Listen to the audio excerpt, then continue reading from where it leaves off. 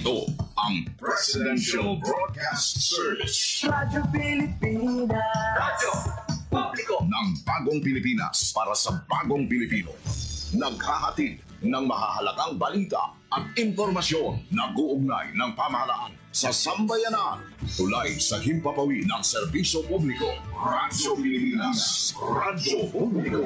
Ang boses ng Pangulo. Sa Iloilo, Radyo Pilipinas. 585 AM. Usapang Agrikultura. Ang inyong source of daily agri-news. Talakayang siksik sa kaalaman. Ating ay impormasyon mula sa pamahalaan. Pagpapayaman sa ating mga likas na yaman para mas mapaunlad pa ang isa sa mga paunahing kabuhayan sa ating bayan. Usapang Agrikultura. Dito lang sa Radyo Pilipinas.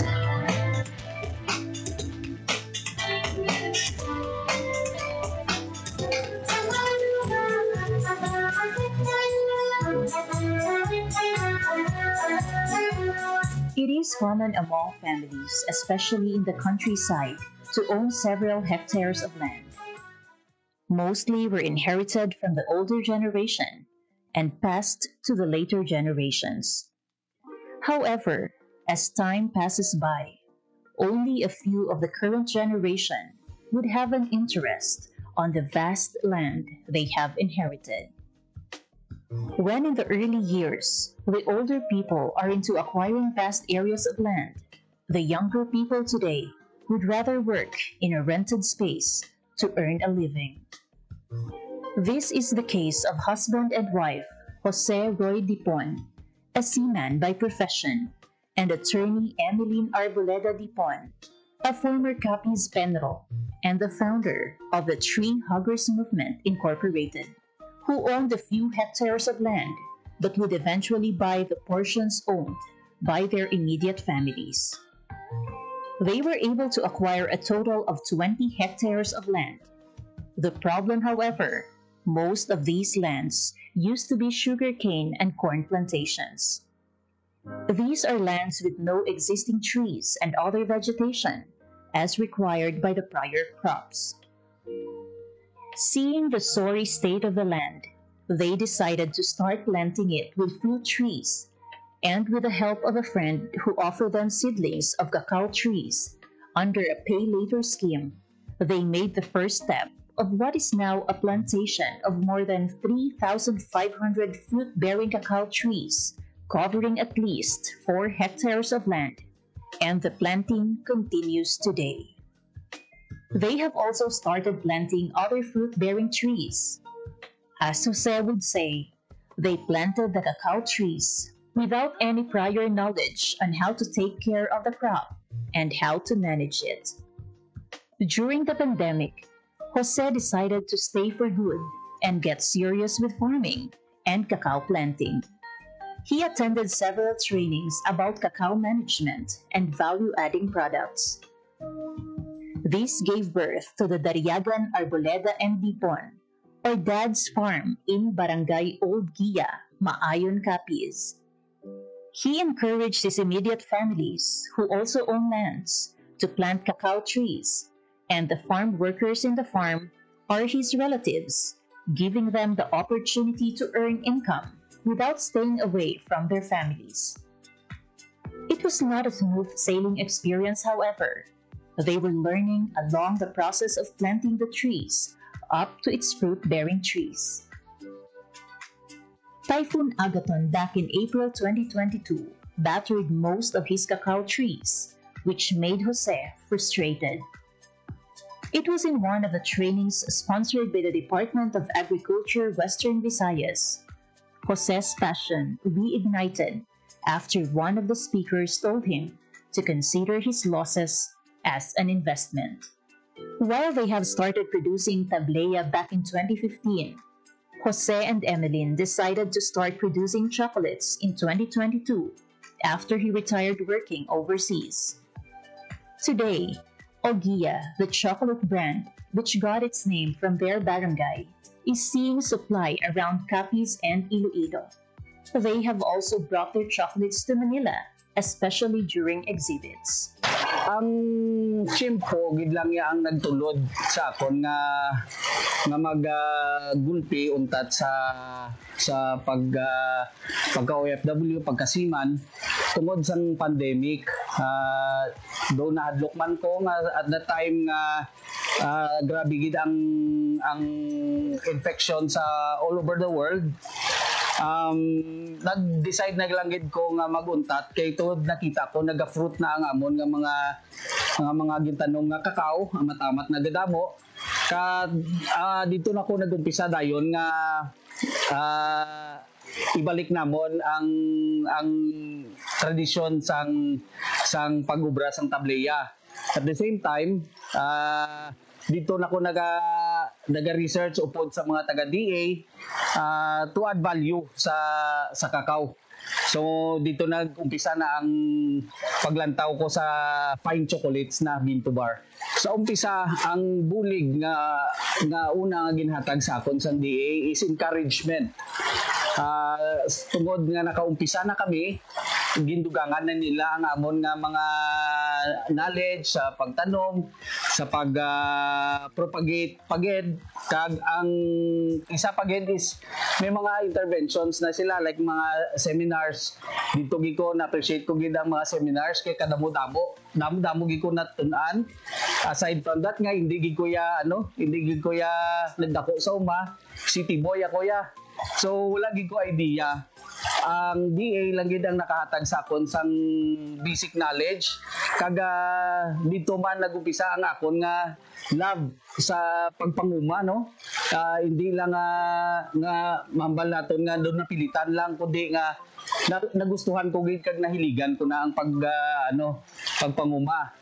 Tag ang DA madamo na sila sang ginpangatag sa akon ng mga sa amon nga pag harvest ining mga tray namon, ang mga water impoundment namon ining mga drums, ang rotavators, greenhouse, ang technical support, kag ining may mga ginahatag sila nga mga abuno man.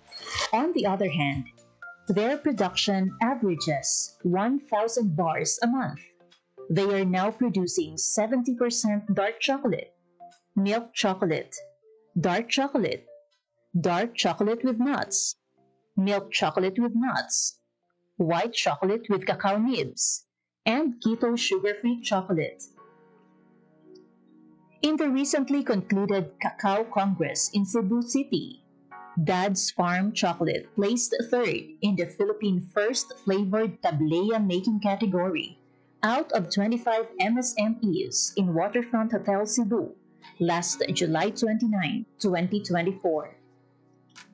He infused red mullet, or oven-cooked salmonete, and nipa syrup in his Tableya entry, proving that the chocolates produced in Capiz are now at par with the quality of other established producers across the country. Through the High Value Crops Development Program, or HVCPD, of the Department of Agriculture Western Visayas, Dad's Farm received additional farm support and implements. HVCPD provided them a rotavator, greenhouse, solar plastic, and drums for water storage. These, along with several training programs on cacao production and value adding, are in place as part of the continuing support of DA Western Visayas to the cacao farmers. The region produces around tons of cacao seeds every year. Its growth has helped propel the agricultural sector as one of the main economic drivers in Western Visayas. This is your Department of Agriculture, Western Visayas.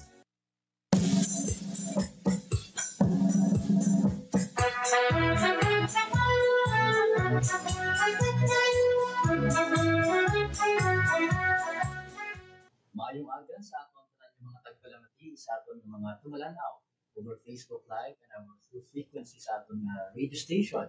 Good morning and sa aton mga farmers, sa aton mga fisher folk, sa tanan naton mga agricultural technician ang aton the municipal agriculturist, subong man sa aton mga provincial agriculturist and city agriculturist, sa aton mga regional executive directors and departments of agriculture Western Visayas, Director Dennis Arbia, and ang ating duha, the regional technical director for research and regulation, Director Sarlina B. Coelho, and ang ating OIC director for operation and extension, si Director Maria Teresa Solis. Maayong aga sa aton tanan. And yun kami yung naton ang patapos ng DA Western Visayas sa ating mga attached agencies na iban pagit nga nagabubo sa sektor sa agrikultura, sa kamayan nga aga sa aton tanan. Subong adlaw panibagong episode, isa na naman ka information ang aton ipalabot sa aton ng mga pagpalamati sa aton mga stakeholders, especially sa aton ng mga kauturan nga nagaputok sa mga kasapatan sa aton mga livestock industry, maging mapinuslanon dito maging mga episode. It's because when yung paupod naton ang next in rank veterinary quarantine officer sa Bureau of Animal Industry, si Dr. John Roel C. Delario. Subong man makaupod naton ang veterinary quarantine officer sa Veterinary Quarantine Station 6, si Dr. Pearl Joy B. Herawa. Maayong aga sa ating tanan mo. Pagkanamiyo sa ating mga listeners. Yes, sir. Good morning. So, Jan, good morning. And of course, in behalf of Dr. Nilo Pilingayan, aton Regional Veterinary Quarantine Officer under Bureau of Animal Industry, Veterinary Quarantine Region 6. I am once again Dr. General Hilario, the next in rank in Region 6. And kaya paano kung tanan sa mayong aga, we are very glad to be here. We are very glad for this opportunity to present our regulations for the idea of our farmers who are, of course, shipping their commodities. Yes, Dr. Good morning. Thank you, Sir John. Kag thank you din sa taga-DA Raffle sa paghatag sa kahigayunan sa amon subong aga na ma-share mo naman ang mga regulations naman sa Bureau of Animal Industry Veterinary Quarantine Services Station 6 and ngayong aga man sa tanan natin yung mga tagpalamti sa mga aga. Yes, sa istoryahan natin sa mga yung tinatawag natin na local shipping permit o online sa Bureau of Animal Industry. So, natin pamangkot, anong mga sapat o klase sa produkto ang kalakip nga gatinhanglan kuhaan sa bali local shipping permit o kung ang ating LSP para sa ating mga viajeros. Yes, sir. Siguro, sir, actually, the commodities that sir, covers ang ating issuance ng permit under the Bureau of Animal Industry medyo namo siya. But I think we're categorized into 4 na lang yun para mas hapos matandaan sa itong tagpalamati. So number 1, ating commodity number 1 will be live animals. If dadala ka sa mga buhi, pasapatan, kinahanglan magkuha sa permit. Ikaduha, kung dadala ka sa ilang mga products, animal products, such as karne, or such as itlog, or gatas, kinahanglan magkuha sa permit na siya. Also ng mga meat products and meat commodities, kinahanglan kuhaan sa permit. And lastly, of course, animal byproducts. Magkamagat animal byproducts, ano siya ang commodities or products from animals hindi ato makaon, such as, for example, ilang mga skin, mga hide, o mga leather, ilang mga chicken bang abi, na ginagamit sa buno. So those are the commodities na if you're planning to transport those commodities, kinahanglan din kuhaan sa aming permit. Yes, and the next other question, kung ano naman ang primary document o kung requirements, mga basic na mga kinahanglan na kung makuha sa LSP. Okay, sige. May ginatawag ito, sir, na DA Administrative Order number 5 series of 2019. Ano na siya, sir, ang guide naman kung mag-ship kita sa mga animals. So, una na sa mga live animals natin, kung mabiyahe kami sa mga dogs and cats, mga kambing, mga baka, carabao, importante, mayara kitang mga veterinary health certificate kung nakuha nila sa licensed veterinarian. Ikaduha, sa mga meat and meat products natin, importante, may ara sila nga dala nga Certificate of Product Registration from the Food and Drug Authority, and then may ara sila LTO or License to Operate from the FDA. Sa mga karne, mga frozen meat na natin, importante na ara sila dala nga Meat Inspection Certificate from the National Meat Inspection Services kung ina na karne is local source or dili sa mga slaughterhouse na siya gintangkuha or sa local supermarket. And importante, kung international man niya, halin ang karne, importante may ara sila nila na certificate of meat inspection from the National Meat Inspection Services. However, sa mga cooked meat natin, same lang na sila, CPR, kag LTO from the FDA.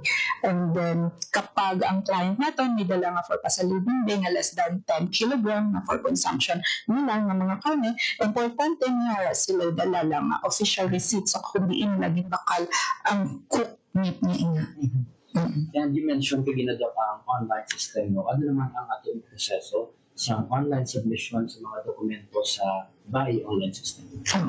Kaya sa una abin, manual ang issuance natin sa local shipping permit. Si client, nakadto sa office naman, dalon na iyong mga requirements, issuehan naman sa local shipping permit. So subong, bago na ang atong proseso, may ginatawag na kita nga online local shipping permit issuance system. So sino mapaagi, hindi naman kadto si client sa opisina naman, as long as may ara siya requirement, secure, maski hindi man siya, kag may ara siya internet connection, makakuha gid siya, maka-apply gid siya online. So may duha kita ka process na ang account registration ang una nila nga step. So first step niya importante may ara lang sila active email address and password. So malagin lang sila sa nvqsd.bai.gov.ph, i-fill in lang nila ang mga basic information kag isend. Ang next step sila is ma-set mo si BAI for account confirmation. So i-check ni client ang ila inbox sa ila email or sa spam nila, dira na ang ma-click ang confirmation maging padala ni BAI. So once confirmed ang email, username and password, ang third step nga is ang application process. So kadto kagihapon sa nvqsd.bai.gov.ph, i-login mo ang inyong active email account, i-register kagina kag ang email password, and then i-fill up natin ang mga basic information natin kag ang mga shipping details natin. After sina, i-attach natin ang mga requirements na ginapangayo sa BAA 05, and then after sina is isend the DAI natin. So from there, mabato na sa system naman at kami sa BAI ang ma-review and ma-approve na dahil sa local shipping permit nila. And speaking of approved, Doc, no, ano naman ang criteria sa pag-approve o pag-deny sa BAI 6 application system? Kung sa pag-approve sa atong shipping permit, importante, compliant din sila sa DAO 5 na ginapaganyo ang mga requirements. So, pag-comply sila, approved sila. Once na ang mga cases na nagkakadinay ang ila application is, for example, kulang ang ila documents na gin attach. Ikaduha, sila ang na-indicate nila na shipping details, kung sala man ang documents na gin-attach nila, or probably may error sa documents, o di kaya expired ang documents na na-attach, ano na ang kaso na nagkakadinay ang ila application. And ano naman, Doc, ang mga tikang, for example, for some instance, kung may sala sa online application? So once mabato na sa among application nila kag i-review naman and makita naman nga may ara sila sala sa ila application, automatic may ginatawag na return to sender ang application, mabalik kay client, and then may comments na siya halin sa BAI. So for example, nag-ship ka bising dog, and then sa documents mo wala mo ma-attach ang veterinary health certificate kag ang vaccination record niya, mag-comment din dito si BAI, please attach your veterinary health certificate or the vaccination record. So kinahanglan si client na-comply na siya, and then i-submit ng liwat ang application para ma-review liwat. And speaking of time frame naman yan, ano ang padugayon o parang time frame para sa pag-proseso ng application pagkatapos ma-submit sa online local system, yung online local shipment permit system? So, may ala kita 3 days ng processing para ma-approve ang local shipping permit nila. Ang schedule for review and approval sa permit natin is from 8 a.m. to 5 p.m. So, kung bin-apply natin ang atong local shipping permit at 8 a.m., before 5 p.m. may ara na kita status ng atong local shipment LSP. So, si client, importante, ma-refresh niya yung portal para ma-check niya from time to time kung anong updates ng iyang local shipping permit. And then, kung may scenario na 5:30 na bisang hapon na gin-apply ang iya local shipping permit, ang review sina the next day na at 8 a.m. So if ever si client ng bill repeated ang iya errors na pagdamo gid siya sala during application niya, kami sa BAI Veterinary Quarantine Station make sure ginatawagan ng namin ang client para hindi magbalik-balik ang iya nga application kung makayon niya ang tanan-tanan nga mga sala. So from there hindi nakalabuot sa 3 days ma-issuehan din siya sa local shipping permit na. At sa atin nga mga tagpalamatid, paano naman sila makuha sa permit number or reference code na didiin gamiton sa port o terminal. Okay. So, upon application client sa portal naton, ang reference code or ang permit number, automatic na siya na gina-generate ni BAI sa system nila. So, ang aning permit number, ang naman ni ang maging basihan sa mga veterinary quarantine inspectors naton sa tanan nga airports, kag seaports, na pag-aagyan sa ila shipment, kag ang ina i-make sure dira na ang basihan kung ang ina nga permit is legit or hindi fake or hindi siya recycled. And once again, sa atong mga tagpalimatid, we're listening sa atong mga personnel from the Bureau of Animal Industry. And sa next natin nga question, Doc, speaking of reference code na mention natin and permit number, ano naman ang dapat ihatag sa border control officer sa airport o puerto pag-abot, especially when we are talking about mga papeles, mga reference code o mga QR. Okay. So, for example, si client, na-approve na yung local shipping permit na, magabiyahe na siya. So, sa tanong ng airports at seaports na akin niya, kinailangan i-present niya ang printed na local shipping permit na issued by BAI, and then ang mga attached documents. So, ang kinailangan na kapag veterinary health certificate, kinailangan original gid na siya. Ang mga meat inspection certificate, certificate of meat inspection, kinailangan original na. Ang mga handler's license, ang mga livestock handler's license, transport carrier, pwede o ang other documents, pwede kahit photocopy niya.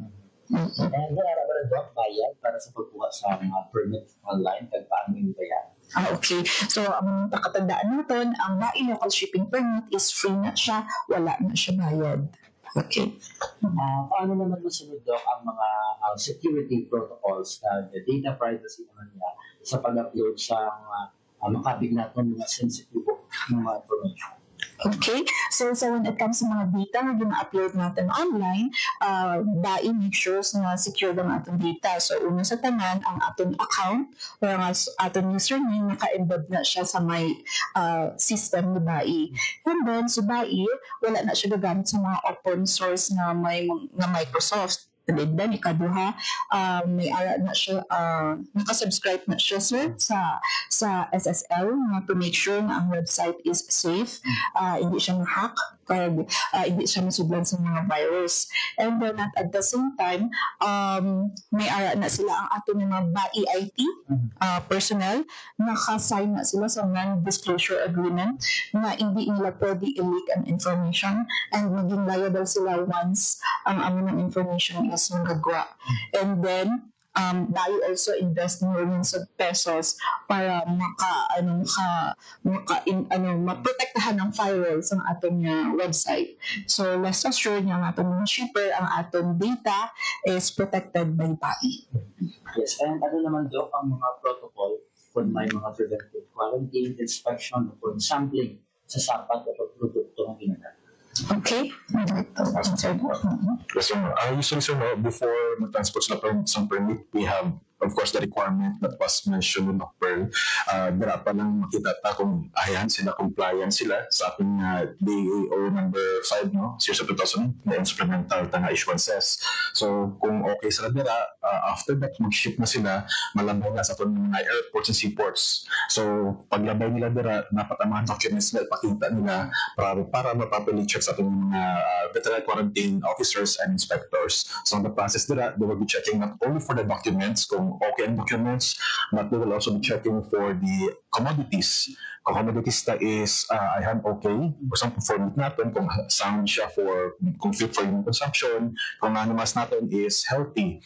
And ayan, kung ang documents tagatong shipment ang live animals or atong commodities na consistent ang details. Kay kisa, although kisa pareho ang okay ang shipment, okay ang documents, kisa magkaiba.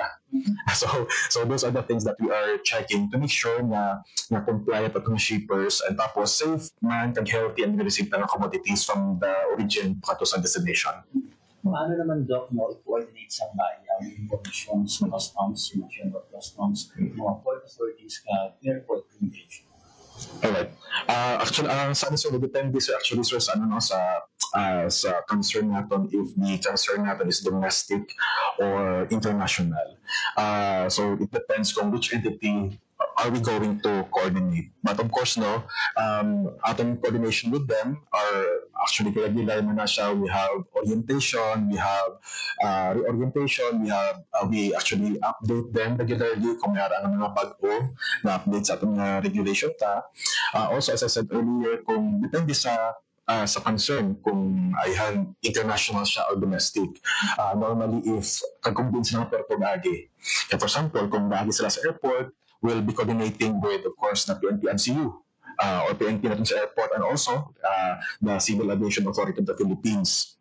Kung ano naman, kung malabay sila sa seaport, makaroon kita with either the private port or the PPA, Philippine Ports Authority, and of course the Coast Guard as well, and natin na PNP sa mga port as well. On top of that, if domestic ang concern, on top of those mentioned na mga agencies, usually we contact with LGU. However, kung international naman siya, we coordinate as well with the CIQ, what we call CIQ, or the Customs, Immigration, and Quarantine na group.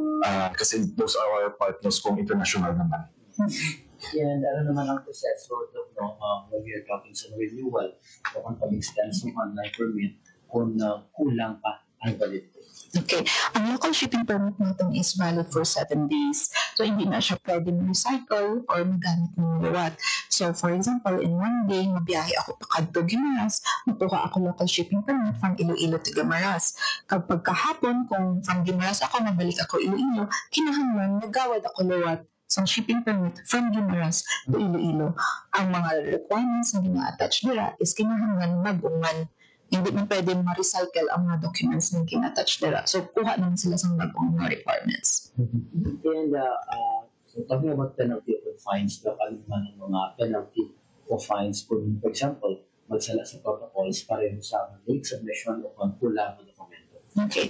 So, for example, ayan sila sa seaport or airports and upon apprehension or inspection sa mga veterinary quarantine inspector natin and nakita ang isa ka scenario is kulang ang inyong documents na nadala. So, paghahatagan ka sa within 24 hours para mo sa itong ina mga minor violation na makahatag kami consideration. But however, kapag ang inyong case is fake documents, gin-recycle ng documents, gin-tamper na ang documents, automatic na siya return to origin. So, return sa ginalunan niya ang among magiging sanction dira. Or ang inyong na return to origin, ikaw na mabayad sa shipper sang gastos mga pagpabalik ng sang animals. Pero kung hindi ka magsugot, hindi ka nagbayad, di automatic kang veterinary quarantine officer, i-confiscate na naman kag i-dispose ang animals or products na na-apprehend naman. So, from there, mga serious violation, like for example, upon inspection naman, nakita naman yung may sakit ang animals, although may mga documents siya, automatic confiscation na siya, disposal. Kaya kung may sakit ng sapat, hindi naman pwede i-release, kaya man magiging source of maglapta ang sakit. And at the same time, kung ang makanya, upon inspection natin, medyo mag-green na, or medyo may notes na, or hindi na, nagbaho na, automatic confiscation and disposal ang aming magiging sanction. So, kung ikaw, nakakommit ka sa various serious violation, ang aming sanction na pwede na siya nung mag-blacklist ikaw, hatagan ka naman sa show cause order, and then pag na-prove na guilty ka, pwede ka mag-blacklist na nibai. So, blacklisting, hindi ka na allowed to ship or to transact in transactions of Bureau of Industry. So, ano na siya, sir? Yes, once again, sa ating mga listeners, online, sa ating viewers sa Facebook natin, there you have it, ang ating bisita sa buong from the Bureau of Animal Industry, si Dr. John Roel Hilario, ang next in rank veterinary quarantine officer sa Veterinary Quarantine Station 6 dito sa Western Visayas, Subuhan si Dr. Pearl Joy Grawa, Veterinary Quarantine Officer, Veterinary Quarantine Station 6. Alasin na lang mga doc, no? Panugyan o kung mga advisory na lang sa atin ng mga tagpalamati. Yes, sir. Yes, sir. Once again, thank you so much for this opportunity. And on behalf of Dr. Nilo Pilingaya, we would like to thank DA Rafis, and of course Sir James, and also our Red, Sir Dennis Arpia, for having this opportunity to, of course, once again broadcast and update everyone sa regulation about as far as live animals and animal products is concerned. So, maraming salamat for this opportunity, and hope we will be aware and also will be able to be compliant lang sa regulation to avoid those violations mentioned earlier by Dr. Okay, sige. Okay. Thank you din sa tanya pagpalamati, subong nga aga. Kung may ara pa ka mo dugang pamangkutanan, open din ang amon niya Facebook account. Pwede niyo siya i-follow pag i-like. Veterinary Quarantine Services Western Visayas. So, may messenger dira, pwede niyo mapian ang inyong mga questions. Once again, sa ating mga tagkalamatigin sa ating tanan nga nag-aamli sa sektor sa agrikultura, madaming din salamat.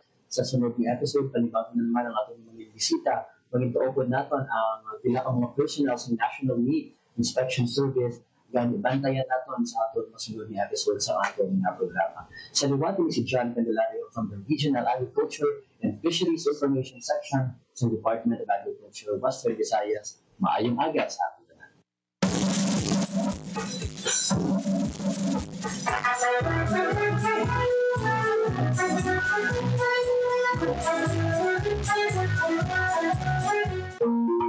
There was a time when governments had roamed the orchards of Dumaras. Its scent, its promise, its profit. But as years passed, the trees bore fewer fruits. Pests, aging groves, and changing markets slowly pushed this once booming industry into the background. For decades, permanency farming was a way of life in Dumaras. Families built homes, sent children to school, and supported communities, all with the help of a small but mighty citrus fruit. But nature had its way. Trees aged, pests spread, and many farmers turned to other crops, hoping for more secure returns. Still, the spirit of clemency never left, and today, its story is being rewritten. Sa Ulaya, ang production sa kalamansi, syempre, gamaya kung ba sa subong kay sa Ulaya, ng datila pa nga katungo, kanda yun, ang mga hindi ba kayo sa kalamansi, ang nagyapon, ang dinadala sa Bacolod, dinadala sa Iloilo. Dayon, nakita mo namin daw nag-amat-amat niya siya namin ang income tungod na daw damo naman ang nakapakawal tungod na damo naman sa mga production sa kalamansi dito sa Gumaras. Tiyan mo na mga processing nga production, tiyan mo na nga daw na-expand kami na sa nga tanom ka nakita mo namin ang income during sa peak season, tapos damo man ang nagabakal, damo na nga maka-income kami kung bawi man ang aming mga gasto sa abono kag sa patanim namin. Ang kalamansi grower, almost na 7 years, starting until now. Ang pagkakalamansi ay kailangan hands-on goods, hands-on, tsaga, tapos dedication sa pagkakalamansi. Tapos sa muna ang kalamansi sa mga seasonal lang sila. Compare now, kailangan may technology ng bago na technique mapabunga mo siya sa off-season. To bring calamansi farming back to life, the Department of Agriculture, through the Provincial Office for Agricultural Services or POAS, stepped in with more than just seedlings. They brought technical know-how, a roadmap for cover, and a renewed sense of purpose. From providing quality planting materials to hands-on training in pest management and tree rehabilitation, as help transform struggling orchards into thriving farms once again. Farmers also receive post-harvest training and access to support facilities, making sure every fruit harvested is fresh, clean, and ready for the market. Okay.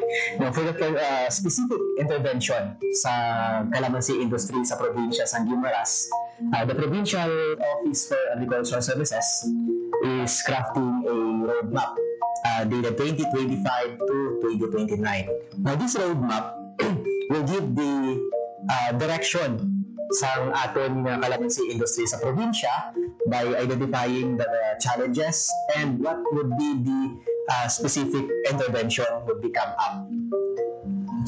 So we conduct focus group discussion with the calamansi growers para sa ila mismo madahalin kung ano bala ang problema, ano ang ugat sa problema nila, kung ano na siya ang hatagan sa solusyon sa probinsya sa Guimaras. But no intervention works without the hands and hearts of farmers. They are the real drivers of revival. Working together through cooperatives, they embraced better practices.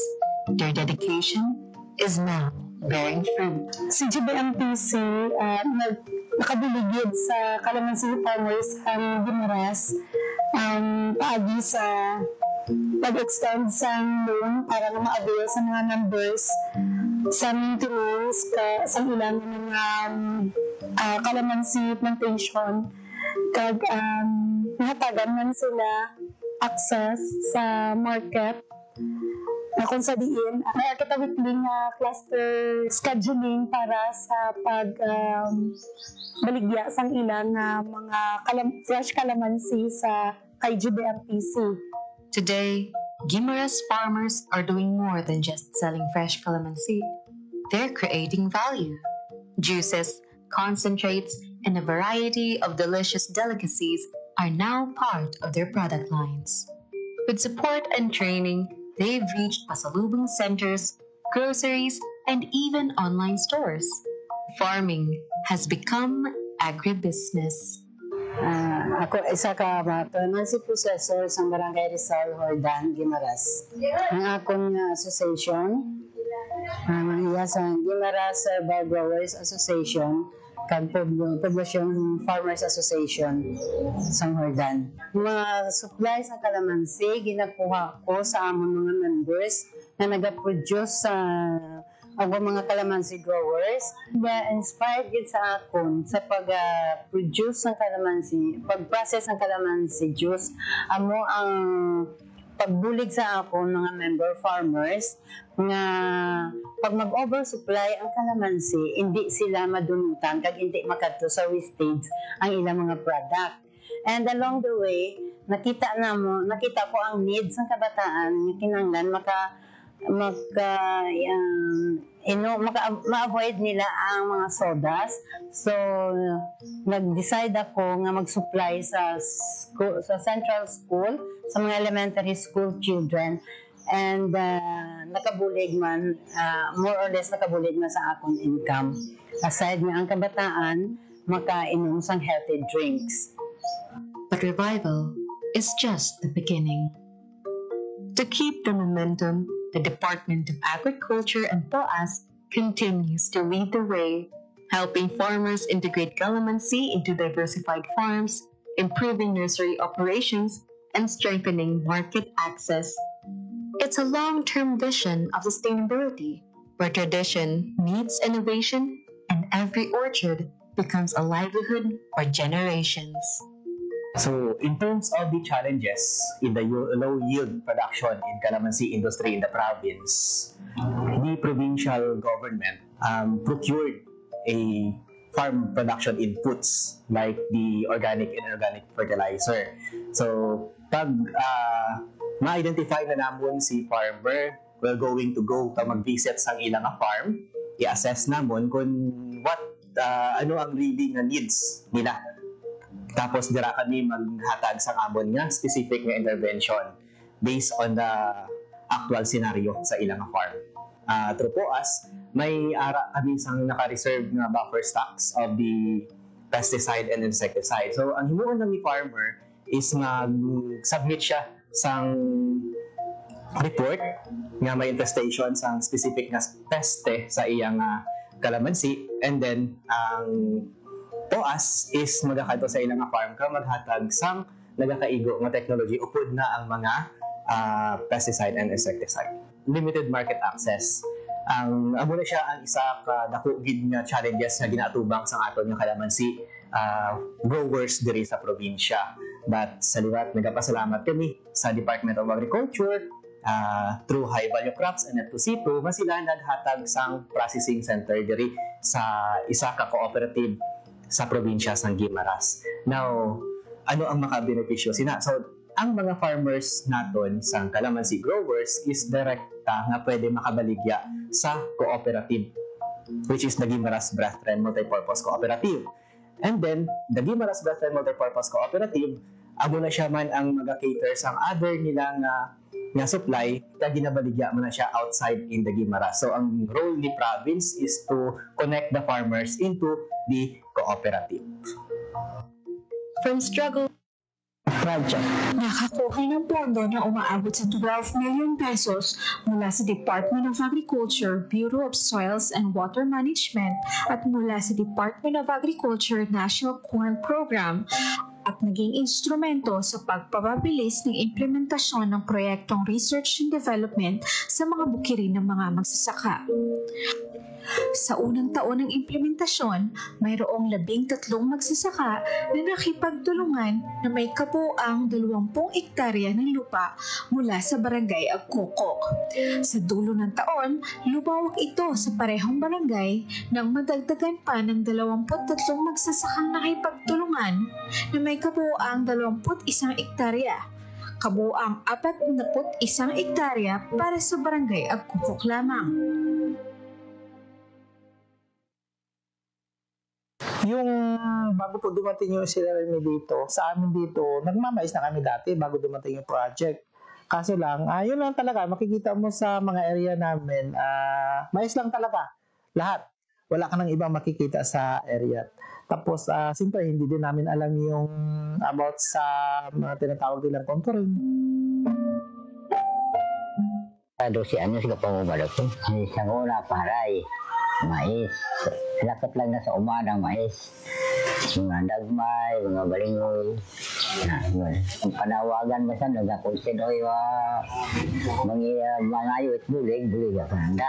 Pagkain mo dang nagdagsuko mo ginanday. Kaya nabilipisyo na kung makaprodukto ano dahil bulig na sa pagabuhi naman. Kaya kung may mga training pa sa dara, siya makamigaan ko. Training na dara, akto ko nito sa mga art koko. Okay mo lang. Hindi dyan magtagsunod. Makita mo pala yung mga tanong kay Batuya ka. No, sundon ni mo ay kita mo. Ay kalapad-lapad mga tanong ito sa akin. Amo na gani nga pag-alto ng Santos na tandaan ko doon mga ginagtura naman to na makabuligid ka naman to mga tanong nanda. Kaya gusto ko ka irgag maanda ko ang prasada sa video karon.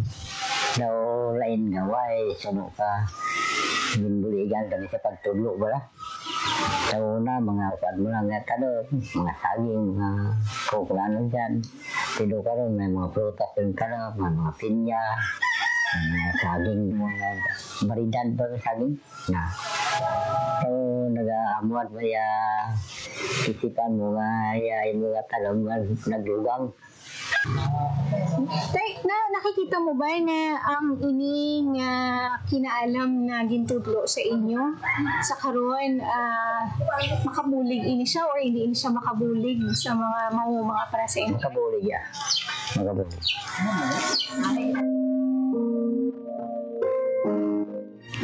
Sa ikalawang taon nito, lumawak ang proyekto ng SLRMA sa Barangay Cristina na may 23 magsasaka sa kabuuang 22.5 na hektarya. Sa ika-3 taon, lumawak ito sa Barangay Epero na may 10 magsasaka sa kabuuang 27.4 hectares.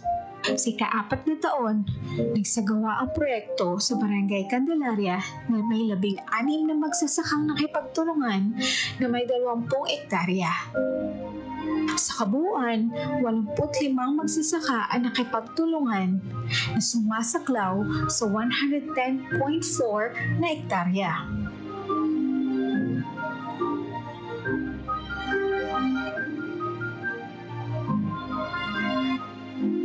Ako naging OFW, naisip ko, wala mo sa Manila, wala kang area nga dako. So, ang naisip ko, magtanom. Kaya wala mo, dito, ginabakal ang tanan mo. Nagtanoman ko, galing, syempre, ang tanom ko, gulay na sang tanan, sang barangay. Naisip ko nga magbalik sa area ko para at least sa area ko, kung gusto ako katanon, kung diin ko gusto. Amo na nga, nagpursige ako. After ko mag-OFW, mabalik gid ako sa area ko. Amo na kahit pa paano, nakapundar ako sa concrete na balay. At least natapos ko man ang ako nga balay dito sa Manila. Mga ilang taon na, may nakapag-open sa akon sa about sa SLRMA. Bali, ang tiyo ko nga nag-approach sa akon nga base gusto mo nga magtanong sa mga produkto, mga fruit trees. Di sa akon wala man problema kasi ako gusto ko magtanong. Di nabaton ko ang project sa SLRMA until wala gani 1 year.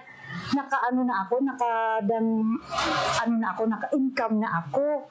Actually, ang na-income ko, dako na dito sa naibulig sa akon sa mga kinawala sa balay, sa mga needs namon, sa mga bata.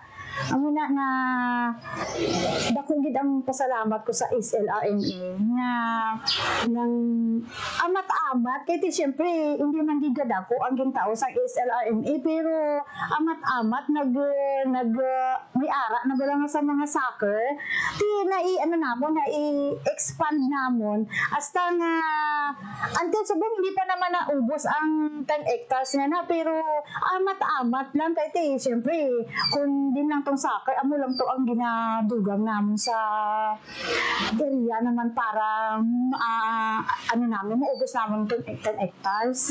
Dako din sa nabulig sa akon sa mga training, sa mga contouring, sa mga about sa mga eco na farming. Dako gid. Actually, sa processing sa amon mga seminar, nakaano kami sa processing sa mga prutas, about sa paghimo sa chocolate, from cacao fruits, saging to banana chips, tapos sa kalamansi, to juice. Dako gid sa naibulig kay actually gina-adapt ko kag ginahimo ko gid para sa mga bata, dako nga bulig. Ang sa SLRMA nga natudlo gid sa akon about sa contouring, kung gaano kalayo, kung paano magtanom, paano mo maalagaan ng isang puno like banana. Dako gid nga naibulig sa akon kung saan mo kuha ng soccer, saan gaano kadako, pila ka bulan ang sang saging, dako gidaya.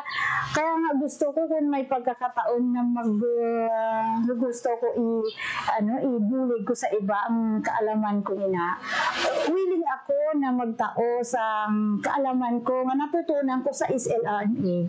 Dapat kung ano yung gintudlo sa inyo, dapat hindi mo na nga sa isip lang, isa puso mo dapat para sa ulihi, i-apply mo sa imo nga pangabuhi nga kung ano yung natutunan mo sa gintudlo sa SLRMA.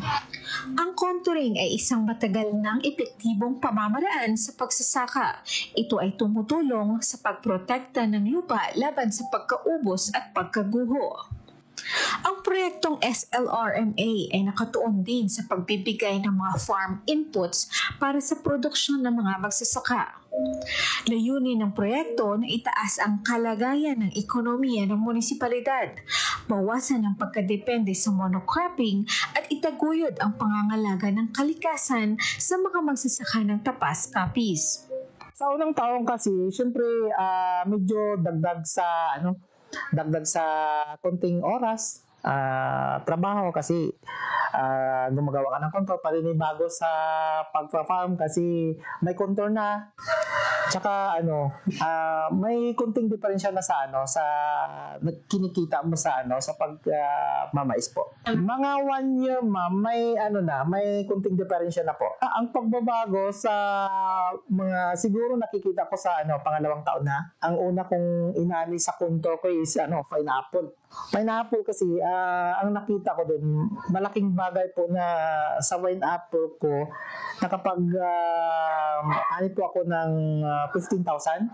Sunod nun, sa banana, medyo lumaki ang medyo may ka-diferensya konti sa mais, pero pagdating naman sa banana, nabawi po yun. Parang, kumbaga, another income po. Malaki. So, first na, ko po, nasa 10,000 po yun. Marami na rin kaming mga trainings na So, ang naitulong nun sa akin, sa training, mga trainings, kung paano mag-manage ng farm, tsaka hindi mo sabihin na dahil doon sa project, tsaka tulong ng gobyerno, mahirap sabihin na wala kang proof. Malaki siguro, tsaka sabihin ko sa iyo na ma'am na ang naitulong ng project sa akin mula sa simula hanggang sa ngayon, yung project namin, yun na po, yung bahay ko na yan, yung bahay ko, nakapagpatayo. Malaking naitulong sa akin ng project niyan kasi siyempre kung ibase mo lang sa pagsasaka tsaka sa income ng teacher, hindi ka makapagpatayo ng ganyang kalaking bahay. Upang higit pang itaguyod ang inisyatibong ito, nakipagtulungan ang tapas sa iba't ibang tanggapan, kabilang na ang Municipal Disaster Risk Reduction and Management Office, Municipal Environment and Natural Resources, Municipal Social and Welfare Development Office, at ang LGU Gender and Development Office. Grateful gid kami diri nga nag-abot ang project sa amat-amat, ma'am, nakabulig sa ilang pangabuhi. Makita na namon subong ang ilang sitwasyon sa amat-amat, ilang balay nag-aarasinso. Kay gabis man kami, ma'am, sa testimonya sang amon nga farmer mo, kay kada isa gina-interview namon. Gina-visit namon sila, ma'am, weekly. Ang amon niya nga BSWM monthly. So makita din namon, ma'am, ang improvements ang amon nga mga ka-operator. Isa sa mga mahalagang resulta ng proyekto ay ang pangpapaunlad ng bayanihan spirit sa mga magsasakang nakipagtulungan. Well, first of all, ako ay nagpapasalamat sa attached agency ng Department of Agriculture, which is yung Bureau of Soil Water Management. And they've been here for almost about 5 years. They're coming back and forth. And they are the one, and I've been telling them to help our farmers. And after so many times of introduction nito at saka dissemination of information sa kanila, nakita nila na dapat itong tingnan kung talagang bagay sa kanila. And now, the fruits, after 5 years, nakita nila na maganda pala itong ibinunga nitong contouring na ito, at lahat halos ng mga farmers doon sa Alcuco ay gumaan ang kanilang kabuhayan, kumita sila, and then yung iba nakabili na ng mga motorsiklo, nakapagpagawa ng bahay because yung idinulot ng kabutihan na ito sa mga muma. Sa farm nila, sigurado ako malaking naitulong nun sa hanap buhay talaga. Ang bayan ng Tapas ay patungo na sa pagiging isang bayan na kilala sa produksyon ng organikong agrikultura. Isang positibong hakbang patungo sa sustainable at environmentally friendly na pamamaraan ng pagsasaka. And from day one ako umupo, sabi ko, let's organize yung Barangay Farmers Association sa 58 barangays. Yan kagad ang inuna ko. Now, let's organize that because that is the key important for us to give them the complete and reliable information about what is needed sa kanilang lupa. Madalas kami nakikipag-meeting, kaya pinakausap ko itong mga farmers. At ako'y nagpapasalamat din sa mga ayudang itinutulong sa amin ng Department of Agriculture. Okay?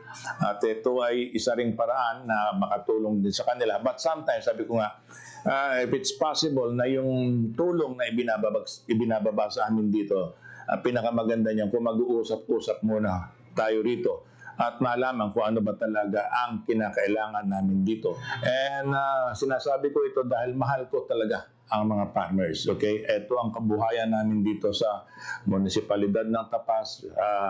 Halos lahat dito ang alam na hanap buhay ay ang pagtatanim.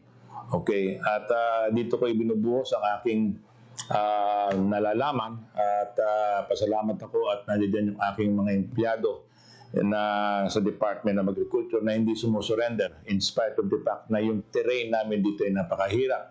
The weather is another one. Unpredictable ang weather dito. And yet, nakikita nyo naman siguro ang resulta na from nothing, we were able to develop something. Okay?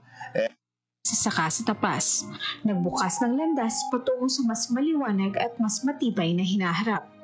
Habang tinitingnan natin ang hinaharap, tumayo ang Tapas bilang patunay kung ano ang maaaring maabot sa pamamagitan ng pagtutulungan, dedikasyon at pagtitiwala sa makakalikasan na pag-unlad.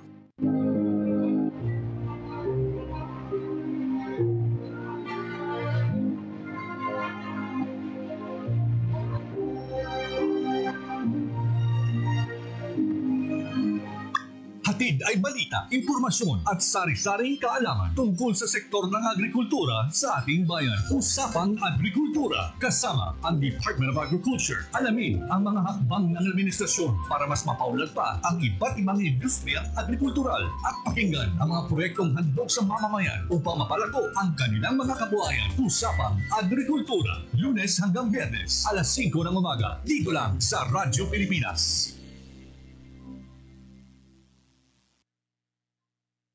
Ang inyong tulay sa himpapawid ng serbisyo publiko, ang Presidential Broadcast Service, Radyo Pilipinas, Radyo Publiko. Radyo Pilipinas. Radyo Publiko. Kinilala ng pang-international at prestigyosong Asia Pacific Broadcasting Plus Awards 2025 para sa kategorya ng Government Streaming. Ito ay dahil sa epektibo nitong pagsasanib ng mga tradisyonal na media tulad ng telebisyon, radyo at print para masabayan ang mabilis na pag-inog ng mundo ng digital at social media tungo sa mas epektibong paghahatid ng mahahalaga at napapanahong mga impormasyon sa mamamayang Pilipino. Kinilala rin ang Radyo Pilipinas dahil sa patuloy na pag-akyat ng rating. Ngayon ay matatag sa pang-4 na pwesto sa Mega Manila ayon sa pinakahuling Nielsen Radio Audience Measurement Survey. At sa social media, nakamit ang mahigit 2,000% pagtaas ng bilang ng mga sumusubaybay sa Radyo Pilipinas page sa unang bahagi ng 2025.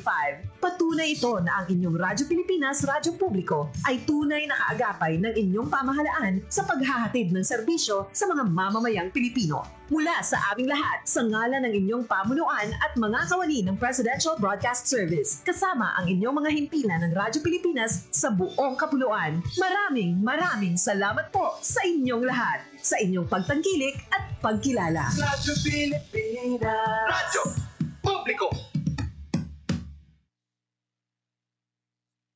Radyo Pilipinas. Radyo Publiko. Radyo Pilipinas.